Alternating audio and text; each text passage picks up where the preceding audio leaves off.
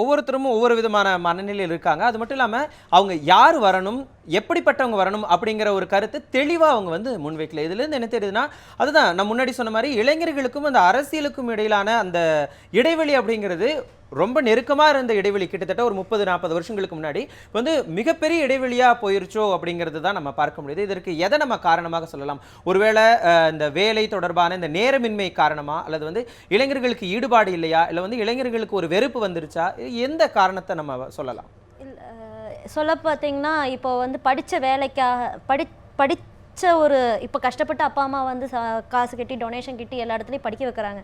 ஆனால் படித்த இடத்துக்கான வேலை வாய்ப்பு அந்த மாதிரி யாருமே இந்த இதில் தரதில்லை. பார்த்தீங்கன்னா பிஇ படிச்சிருப்பாங்க, சேல்ஸில் இருப்பாங்க, இல்லைன்னா பேக்கை தூக்கிட்டு அங்கங்கே அழைச்சிட்டு இருப்பாங்க. கேட்டிங்கன்னா நான் எம்பிஏ படித்தேன், ஆனால் எனக்கு அந்த வேலையை கிடைக்கல. ஸோ வேலை வாய்ப்பு அந்த வேலை வாய்ப்பு அப்படின்ற ஒரு ஐகான் இருந்தாலே போதும்.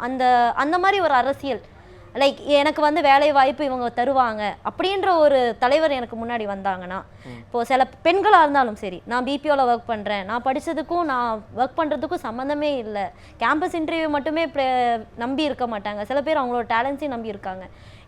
பார்த்தீங்கன்னா நிறைய இடத்துல எங்களுக்கு வேலை வாய்ப்பு இல்லை, இந்த இதை யார் எடுத்துகிட்டு வராங்களோ அவங்களுக்கு நாங்கள் எங்களோட ஓட்டு போடுறதுக்கு இதாக இருக்கும், எங்களுக்கான வேலை வாய்ப்புகள் கம்மியாக இருக்குது. ஆனால் நீங்கள் குறிப்பிட்டதை பொறுத்த வரைக்கும் வேலை வாய்ப்புகள் பெற்றுத்தரவங்களுக்கு எங்களுடைய ஓட்டுகள் அளிப்போம், அதை வந்து ஒரு மிகப்பெரிய காரணியாக அவங்க பார்ப்பாங்க அப்படின்னு சொல்கிறீங்க. ஸோ ஆனால் இளைஞர்களை பொறுத்த வரைக்கும் வேலை வாய்ப்பு கிடைச்சிருச்சுன்னா, இப்போ ஃபார் எக்ஸாம்பிள் இப்போ ஒருத்தங்க கோயம்புத்தூர்ல இருந்து சென்னைக்கு வேலைக்கு வந்தாங்க அப்படின்னா, இந்த ஓட்டு போடக்கூடிய சமயத்தில் நம்ம கண்டிப்பாக நம்மளுடைய ஜனநாயக கடமையை ஆற்றணும் அப்படின்னு சொல்லிட்டு அவங்க கட்டாயம் அங்கே 100% யாருமே அங்கே போய் ஓட்டு போகிறதில்ல. அதனால தான் கிட்டத்தட்ட ஒரு 70% அல்லது 80% வந்து வாக்குப்பதிவு நடைபெற்றதுனாலே நம்ம ஒரு மிகப்பெரிய சாதனையாக கருதுறோம். ஆனா என்னைக்கு வந்து நம்ம 100% வாக்குப்பதிவு அப்படிங்கிறது ஒரு சாத்தியமில்லாத ஒரு நிகழ்வுல தான் இப்போ நம்ம இருந்துகிட்டு இருக்கோம். ஸோ இதற்கு இளைஞர்களும் ஒரு காரணம் அப்படின்னு சொல்றப்ப அது எப்படி நம்ம பார்க்கலாம்? இளைஞர்கள் வந்து நிறைய பேர் நோட்டா சொன்ன மாதிரி அந்த 3% அவங்க வந்து நோட்டாவை ஃபாலோ பண்ணணும்னு நினைக்கிறாங்க. அந்த நோட்டாவை ஃபாலோ பண்ணணும்னு ஏன் நினைக்கிறாங்கன்னா, இவங்களை தவிர்த்து வேற ஒருத்தவங்க வந்தாங்கன்னா, அதாவது ஆளுங்கட்சி எதிர்கட்சியை தவிர்த்து இன்னொருத்தவங்க எங்களுக்காக எங்களோட சைட்லேருந்து யூத்தோ இல்லை ஒரு சேஞ்ச் கொண்டு வர ஒருத்தராக இருந்தாங்கன்னா, அவங்களுக்கு நாங்கள் எங்களோட ஒரு ஓட்டாக இருந்தாலும் அந்த ஒரு ஓட்டு நியாயமான இதில் போகுன்ற அந்த நம்பிக்கை தான், வேற எந்த அடிப்படை இது இல்லை. திரு வினோத், இந்த 2016 சட்டமன்ற தேர்தலை பொறுத்த வரைக்கும் இளைஞர்களுடைய அந்த வாக்கு அப்படிங்கிறது கட்சியை வந்து நம்ம சம்மந்தப்படுத்தவே வேண்டாம், இளைஞர்களுடைய வாக்கு என்பது கண்டிப்பாக பதிவு செய்யப்படும் பட்சத்தில் எத்தனை சதவீதம் வாக்குப்பதிவு நடைபெறும் அப்படின்னு சொல்லி நம்ம எதிர்பார்க்கலாம்? இல்லை, இப்போ இளைஞர்கள்லாம் வாக்குப்பதிவு செஞ்சாங்கன்னா 70% 80% வரைக்கும் தொடலாம். அதுக்கு முன்னாடி ஏன் வந்து அவங்களுக்கு அந்த ஒரு தனக்கான ஒரு அரசியல் சரியான நபர்களை அல்லது சரியான அரசியலை நோக்கி அது போகணும் அப்படிங்கிற ஈடுபாடு குறையுது அப்படின்னு நான் எப்படி பார்க்குறேன்னா, ஒரு பொருளாதார சூழலில் நீங்கள் ஏற்கனவே கேட்டிங்களே, வேலை நேரம் அதிகமாகுது, இந்த மாதிரி வேலை வாய்ப்பு இவங்க சொன்ன மாதிரி சரியான வேலையில் அமராதது, இப்படியே வந்து ஒரு ஒரு சுவிட்ச் ஓவர் நடந்திருக்கு. இப்போ இந்தியா முழுக்க பொருளாதார கொள்கையில் மிகப்பெரிய சுவிட்ச் ஓவர் நடந்திருக்கு. முன்னாடிலாம் பார்த்திங்கன்னா கிராமப்புறங்களில் இருப்பாங்க அதிகமான நபர்கள். நம்ம கிராமம் சார்ந்த ஒரு நாடு தான் இது.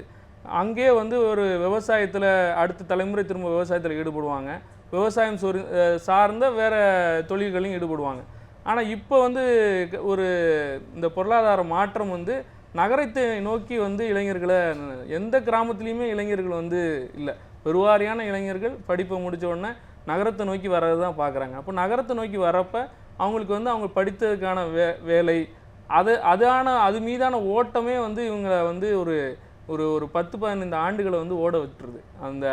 இந்த நெருக்கடி தான் இப்போது நம்ம ஒரு 60-70% விவசாயத்தை சார்ந்த நாடு திடீர்னு வந்து பொருளாதார மாற்றத்தில் வந்து நகர்ப்புறம் சார்ந்த தொழில், ஆலை தொழில் அல்லது நகர்ப்புறம் சார்ந்த தொழிலையே வந்து மையமாக பார்க்குறப்ப அதுக்கான இடம் வந்து அந்த அளவுக்கு தொழில் வளர்ச்சியை வந்து இவங்களால ஏற்படுத்தி கொடுக்க முடியல.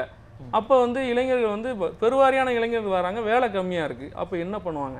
அப்போ அதனால வந்து இவங்களுக்கு உண்மையிலே வந்து அரசியல் மீது நாட்டம் இருந்தாலும் கூட அரசியலை நோக்கி போக முடியாத அளவுக்கு அவங்க பொருளாதார அரசியல் மீது நாட்டம் இருந்தாலும் அரசியலில் வந்து ஒரு நாட்டம் இல்லை அப்படிங்கிறது அவங்களுடைய பொருளாதாரம் சார்ந்த ஓட்டமே வந்து அவங்கள தடுக்குது. அதுதான் ஒரு காரணமா நான் நினைக்கிறேன். கண்டிப்பா இது தொடர்பா நாங்க வந்து சோஷியல் மீடியாக்கள்ல ஒரு கருத்துக்களை கேட்டிருந்தோம். அதாவது தேர்தல்ல இளைஞர்களை வாக்களிக்க தூண்டுற காரணிகள்லாம் என்னென்ன அப்படின்னு சொல்லி ஒரு கருத்து கணிப்பை கேட்டிருந்தோம். அதற்கு வந்து சில ஆப்ஷன்ஸ் கொடுத்திருந்தோம். கட்சிகளுடைய கடந்த கால சாதனைகள், தற்போதைய அரசினுடைய செயல்பாடுகள், தொலைநோக்கு செயல் திட்டங்கள், தலைவர்களுடைய பிரபலம், ஊழல் குற்றச்சாட்டுகள் குறைந்த கட்சி, அதுக்கப்புறமா இளைஞர்களுடைய பிரதிநிதித்துவம் தருவது, இந்த மாதிரியான ஆப்ஷன்ஸ் கொடுத்திருந்தோம். இதுல என்னன்னா கட்சிகளுடைய கடந்த கால சாதனைகளை வச்சு நாங்க வந்து வாக்களிப்போம் அப்படின்னு சொல்லி 11.5% பேர் வந்து தங்களுடைய கருத்துக்கள் சொல்லியிருக்காங்க. தற்போதைய அரசினுடைய செயல்பாடுகளை வச்சு தான் நாங்க வாக்களிப்போம் அப்படின்னு சொல்லி 4% பேர் தங்களுடைய கருத்துக்களை பதிவு பண்ணியிருந்தாங்க. அதுக்கப்புறமா தொலைநோக்கு செயல் திட்டங்களை பொறுத்த வரைக்கும் நாங்க அதை பேஸ் பண்ணி தான் நாங்க எங்களுடைய வாக்குகளை பதிவு பண்ணுவோம் அப்படின்னு சொல்லி 19.20% இளைஞர்கள் வந்து கருத்து கணிப்புல சொல்லியிருந்தாங்க. அதுக்கப்புறமா தலைவர்கள் வந்து எந்த அளவுக்கு பிரபலமா இருக்காங்க, ஒரு நல்லா தெரிஞ்சவங்களுக்கு தான் நாங்கள் வாக்களிப்போம் அப்படின்னு சொல்லி 19.20% பேர் சொல்லியிருந்தாங்க. அதுக்கப்புறமா ஊழல் குறைந்த கட்சி, அந்த கட்சிக்கு தான் எங்களுடைய வாக்கு, ஸோ கட்சி பேஸ் பண்ணி தான் எங்களுடைய வாக்குகள் நாங்கள் பதிவு பண்ணோம் அப்படின்னு சொல்லி 11.5% பேர் தங்களுடைய கருத்துக்களை சொல்லியிருந்தாங்க. அதுக்கப்புறமா இளைஞர்களுக்கு எந்த அரசு வந்து பிரதிநிதித்துவம் தருமோ அந்த அரசுக்கு தான் நாங்கள் எங்களுடைய வாக்குகளை அளிப்போம் அப்படின்னு சொல்லி 34.6% பேர் வந்து தங்களுடைய கருத்துக்களாக பதிவு பண்ணியிருக்காங்க. ஸோ இதை பொறுத்த வரைக்கும் ஸோ இளைஞர்களுக்கு என்ன மனநிலை இருக்கும், எங்களுக்கு யார் பிரதிநிதித்துவம் தராங்களோ அவங்களுக்கு தான் எங்களுடைய வாக்குகள் வந்து நாங்கள் செலுத்துவோம் அப்படின்னு சொல்லி இது தெளிவாகவே தெரிஞ்சிருச்சு. ஸோ இப்போ இருக்கக்கூடிய இந்த 2016 தேர்தலுக்கு அப்புறமா இளைஞர்களுக்கு பிரதிநிதித்துவம் தருவது அப்படின்னா எந்தெந்த வகையில பிரதிநிதித்துவம் அளிக்கப்படணும் அப்படின்னு சொல்லி இளைஞர்கள் நினைக்கிறாங்க? இப்போ அதுதான், அதாவது இப்போ ஒரு மாற்று எல்லாருமே அந்த இளைஞர்கள்லாம் சொன்னாங்க இல்லையா, ஒரு மாற்று ஒரு வேற ஒரு நபர் வரணும், ஒரு மாற்று வரணும், முழுவதுமாக அந்த சிஸ்டத்தையே மாற்றி போடுற மாதிரி ஒரு ஆள் வரணும் அப்படிங்கிற ஒரு புதிய சிந்தனை யாருக்கு வரணும்? இளைஞர்களுக்கு தான் இருக்கும்.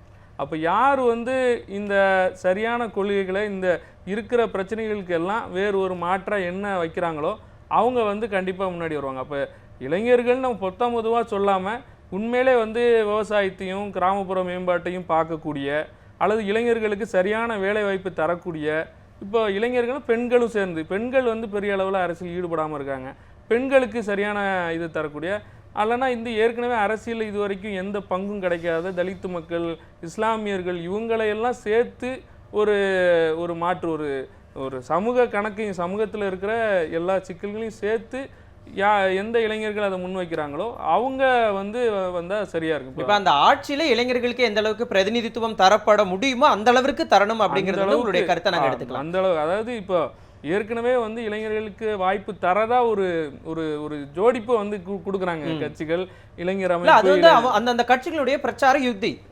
ஆமா, அந்த யுக்தி வந்து வெறுமனே யுக்தியா இருக்கக்கூடாது. உண்மையிலே இளைஞர்களை அவங்க பங்கெடுக்க வைக்கணும், இளைஞர்களை அரசியல் படுத்தணும், அந்த கட்சிகள் முன் வரணும்னு. கண்டிப்பா இந்த கருத்து கணிப்பின் போது நீங்க வந்து ஃபீல்டில் இருக்கிறப்ப இந்த தொலைநோக்கு செயல் திட்டங்கள் பத்தி இளைஞர்களுக்கு எந்த அளவிற்கு ஒரு அறிவு இருந்தது? ஏன்னா ஒவ்வொரு அரசு ஆட்சியில் இருக்கிறப்ப பல செயல் திட்டங்களை வந்து அவங்க சொல்லியிருப்பாங்க, இது வந்து எதிர்காலத்தில் உங்களுக்கு உதவும் அப்படின்னு சொல்லி பல திட்டங்களை கூட சொல்லியிருப்பாங்க. இப்போ இந்த ஆட்சியில் கூட விஷன் 2023 அப்படிங்கிற ஒரு திட்டத்தை கூட சொல்லியிருந்தாங்க.